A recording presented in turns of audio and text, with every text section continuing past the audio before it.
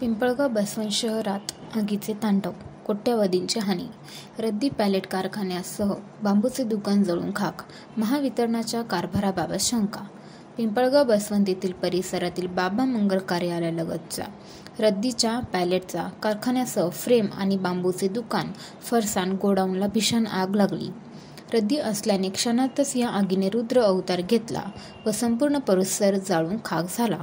आगीत अंदाजे 4.5 कोटी रुपयांचे नुकसान झाले असल्याची माहिती समोर येत असून नुकसानीचा आकडा वाढण्याची शक्यता आहे. नाशिक-मुंबई महामार्गालगतच असलेल्या रद्दीचा पॅलेटचा कारखाना फ्रेम आणि बांबूचे दुकानाला शुक्रवारी दिनांक 21 रोजी शॉर्ट सर्किटने अचानक पेट घेतला व क्षणातच या आगीने रुद्र रूप धारण केले. तातडीने पिंपळगाव येथून अग्निशमन दलाचे बंब घटनास्थळी पोहोचले व आग आटोक्यात आणण्यासाठी प्रयत्न करू लागले. मात्र आग विझवण्यासाठी अग्निशमन अपुरे पडत होते.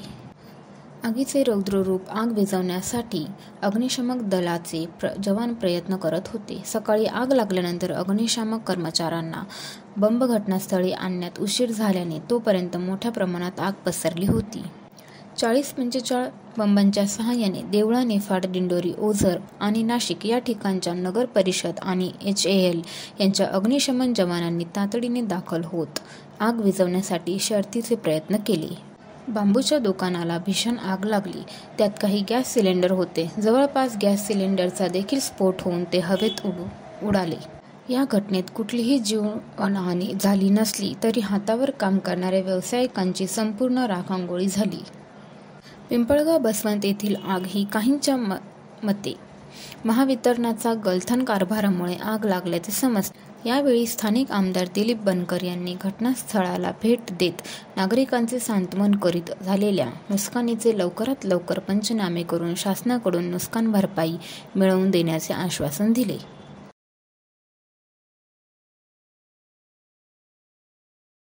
निश्चितच पिंपळगावला मोठी आग या ठिकाणी लागली आणि मला त्या ठिकाणी विधिमंडळात समजल्यानंतर आपण तात्काळ या तालुक्याचे प्रांत असतील, तहसीलदार असतील, CO असतील, नंतर सर्कल, तलाठी आणि पोलीस स्टेशनला त्या ठिकाणी संबंधित अधिकाऱ्यांना आपण सांगितलं आणि ग्रामपंचायतचे, नगरपालिका सर्व अधिकारी कर्मचारी या ठिकाणी पाठवले. तब्बल 13 ठिकाणच्या गाड्या फायर ब्रिगेडच्या या ठिकाणी. आगच इतकी भयंकर होती का तिचे इतक्या मोठ्या प्रमाणावरती ज्वालामुखी बाहेर निघत होते. आणि मला जेव्हा फोन आल्यानंतर सर्वच अधिकाऱ्यांनी खूप चांगल्या पद्धतीने या ठिकाणी काम केलं आणि निश्चितच त्यांचे आपण सर्व ज्यांचं नुकसान झालेलं आहे, कारण एक तर बांबू या ठिकाणी मोठ्या प्रमाणावर होते, कॅरेट होते, पुठ्ठे होते आणि काही असल्यामुळे ती आग वाढत गेली.